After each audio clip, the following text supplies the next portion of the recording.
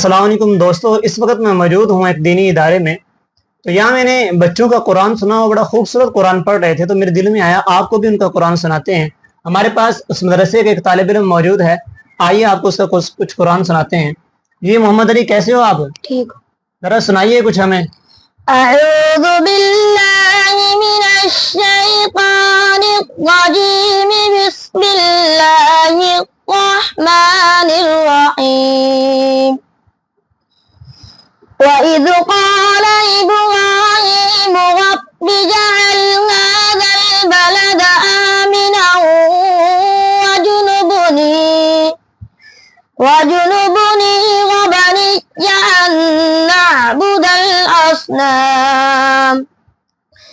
रब्बि इन्नहुन्न अज़लल्न कसीरम मिनन नास फमन तबिअनी फइन्नहु मिन्नी वमन असानी फइन्नका गफूरुर रहीम।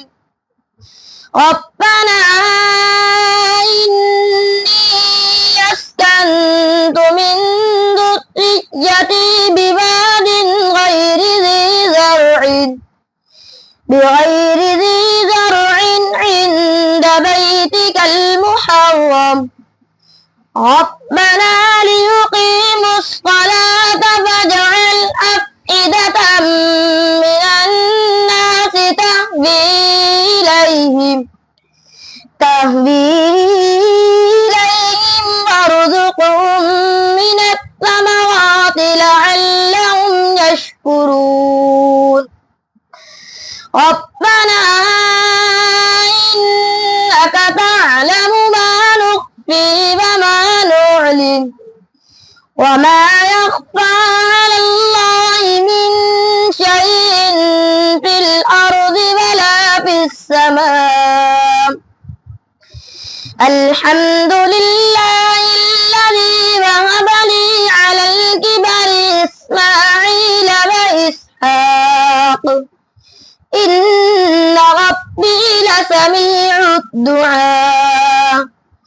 رب اجعلني مقيم الصلاة ومن ذريتي ربنا وتقبل دعاء.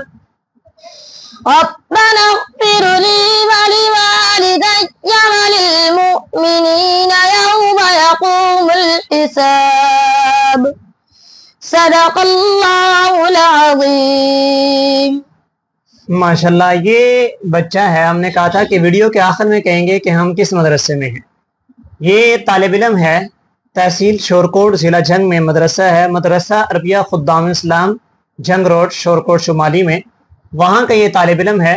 और यहाँ पर और भी बच्चे हैं जो एक से बढ़कर एक से खूबसूरत कुरान पढ़ने वाले हैं।